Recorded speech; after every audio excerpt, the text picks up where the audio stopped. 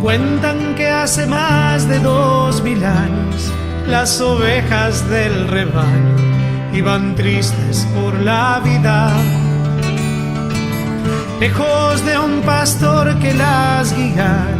Sus corazones llevaban tanta herida que sanar. Fue allí que Dios, rico en misericordia, nos manifestó su gloria desde el vientre de María, revelándonos su amor de Padre en el Verbo hecho carne. ¡Qué alegría en verdad! Y en un abrazo misericordioso nos unió, nos devolvió la dignidad perdida. Buscó a la oveja que del fiel rebaño se alejó, sanó su herida y la rescató.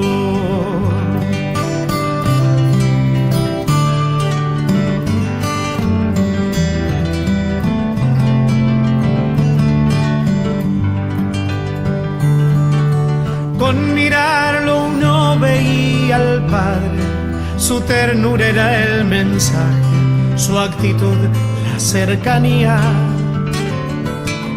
Nos llenaba de besos y abrazos y buscaba a cada paso darnos vida y libertad. Misericordiosos como el Padre, nos pedía que seamos frente a tanta hipocresía.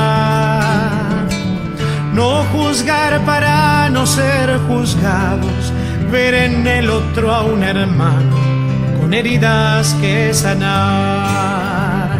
Y en un abrazo misericordioso nos unió, nos devolvió la dignidad perdida.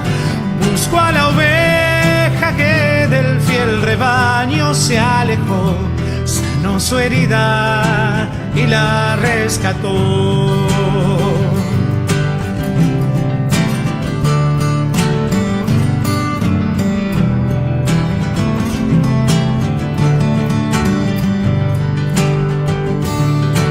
Jesucristo, estás a nuestro lado y nos pides que veamos tanta dignidad perdida, tantos gritos y tantas miradas, tanta gente postergada y excluida de verdad.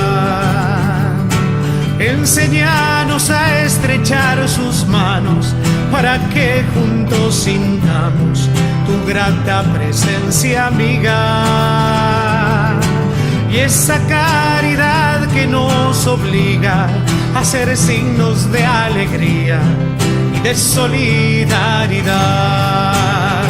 Y en un abrazo misericordioso nos unió, nos devolvió la dignidad perdida.